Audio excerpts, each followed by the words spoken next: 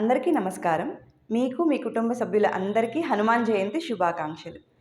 ఈరోజు మనం హనుమాన్ జయంతి సందర్భంగా హనుమంతుల వారి గురించి ఒక రహస్య కథని తెలుసుకుందాం. అయితే ఏంటంటే హనుమంతుల వారు అంటే మనందరికీ గుర్తొచ్చేదేంటి? ఆయన శ్రీరాముల వారికి అపరమైన భక్తుడు. అండ్ ఇంకొకటేంటంటే సీతాదేవిని కాపాడింది కూడా అతనే లంక నుంచి. అండ్ ఇంకొకటేంటంటే హనుమంతుల వారు చిన్నప్పుడే సూర్యుడినే పండనుకొని భుజించారనమాట. సో, అతను ఎంత బలవంతుడో మనం ప్రత్యేకంగా చెప్పనక్కర్లేదు. అండ్ శ్రీరాములు వారికి ఎంత భక్తుడో కూడా మనందరికీ తెలిసిన విషయమే. అయితే ఆయన లీలలు కూడా చాలా ఉన్నాయన్నమాట. అందులో ఒకటి ఈ రహస్య కథ. మామూలుగా మనం హనుమాన్ జయంతి అంటే ఎందుకు సెలబ్రేట్ చేసుకుంటాము? అంజనాదేవి గర్భంలో శివుని ఆశీర్వాదంతో హనుమంతుల వారు జన్మిస్తారనమాట.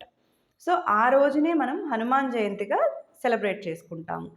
అయితే ఏంటి అంటే, మామూలుగా ఒక గ్రామంలో ఒక రాక్షసుడు ఎప్పుడు ఈ హనుమాన్ జయంతి రోజున వచ్చి బాగా పిల్లల్ని ఆట పట్టిస్తూ ఉంటాడు. వాళ్ళ పంటల్ని, పంట పొలాల్ని మొత్తం నాశనం చేస్తూ ఉంటాడనమాట. అది పాపం గ్రామస్తులు ఏం చేయలేక మమ్మల్ని ఎలాగైనా కాపాడు తండ్రి ఈ రాక్షసుని నుండి అని హనుమంతుల వారిని వేడుకుంటారు. అయితే ఆ రాక్షసుల వారు ఆ రోజు కూడా అంటే ఇదంతా ఎప్పుడు జరుగుతుంది? రామాయణం జరిగిన కొన్ని శతాబ్దాల తర్వాత గూడా ఈ కథని కథలుగా చెప్పుకుంటారనమాట ఈ విషయాన్ని. అయితే ఆ రోజు ఏం జరుగుతుంది అంటే ఒక వృద్ధుడు అక్కడ ఉంటాడనమాట. ఆ టైంలో ఆ రాక్షసుడు అవంతా నాశనం చేస్తూ ఉంటే ఆ వృద్ధుడిని చూసి కూడా అవహేళనగా మాట్లాడతాడు. చాలా తీసేసి మాట్లాడతాడనమాట. అసలు ఆ వృద్ధుడు ఒకే ఒక గుద్దు గుద్దితే ఆ రాక్షసుడు ఆనవాళ్ళు కూడా కనిపించవు. గ్రామస్తులు ఇదంతా చూసి ఒక్క నిమిషం షాక్ అయిపోతారనమాట. అసలు ఏం జరుగుతుందిక్కడ? అంత ముసలాయన ఈ రాక్షసుడిని ఇది చేయడం ఏంటి అనేసి అర్థం కాదనమాట. కానీ ఆ తర్వాత వాళ్ళకర్థమవుతుంది. ఎందుకంటే ఈ సంఘటన జరిగిన ఎమ్మటే ఆ వృద్ధుడు కూడా మాయమైపోతాడు. సో, అప్పుడు ఆ గ్రామస్తులకు అర్థమవుతుందనమాట. అంటే మన బాధలు, మన ప్రేయర్స్ అన్నీ విని ఏకంగా హనుమంతుల వారే మనల్ని రక్షించడానికి వచ్చారు అనేసి ఆ రోజుని వాళ్ళు చాలా అపురూపంగా సెలబ్రేట్ చేసుకుంటారు.